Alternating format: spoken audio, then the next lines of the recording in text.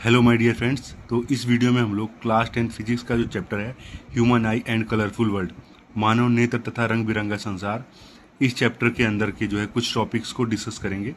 इस वीडियो में हम लोग पावर ऑफ एकोमोडेशन, समंजन क्षमता के टॉपिक तक को हम लोग डिस्कस करेंगे। सबसे पहले बात करते हैं ह्यूमन आई के बारे में और उनके फंक्शंस। एग्जाम में इनमें से क्वेश्चन आता ही आता है। सबसे पहला पार्ट है कॉर्निया। ठीक है, ये आंखों का सबसे बाहरी भाग होता है जो कि ट्रांसपेरेंट होता है, पारदर्शी। लाइट इसी से रिफ्लेक्ट होकर अंदर पहुंचता है हमारी आंखों के अंदर। ठीक है, इसके बारे में लिख रखा है, मैंने आपको समझा दिया कि मतलब क्या होता है काम। यही पूछा जाता है इनके वर्किंग को। आइरिस, इसको परितारिका भी कहा जाता है हिंदी में।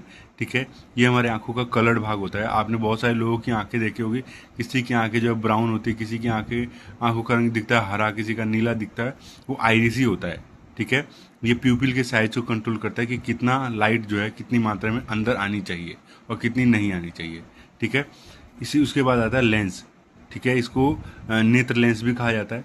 ये हमारे आंखों के अंदर जो लेंस होता है वो कॉन्वेक्स लेंस होता है, जो क्या करता है, लाइट को कन्वर्ज करता है, इकट्ठा करता है। कहाँ पे? रेटिना पे। और रेटिना पे ही हमेशा रियल इन्वर्टेड इमेज बनता है, जिससे हम किसी भी ऑब्जेक्ट को, किसी को भी देख पाते हैं।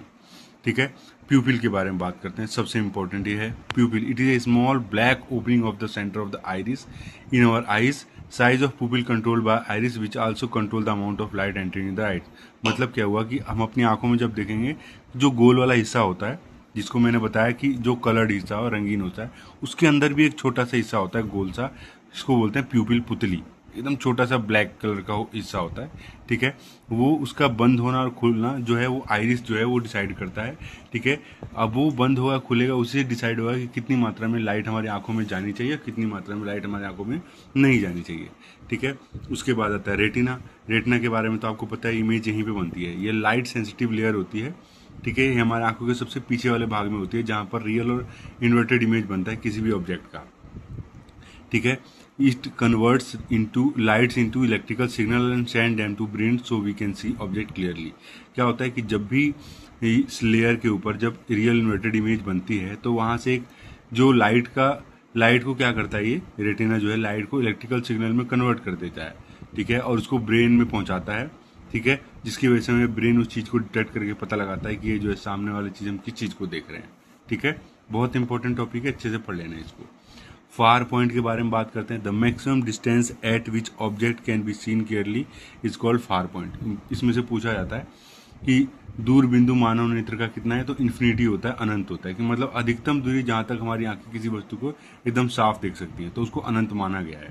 ठीक है, उसके बाद नियर पॉइंट क्या होता है? The minimum distance eight which object can seen clearly without stain is called near point. मतलब सबसे छोटी दूरी, न्यूनतम दूरी जहाँ पर कोई वस्तु रखी हुई है उसको हम बिना तनाव के साफ देख सकें, उसको निकट बिंदु कहते हैं।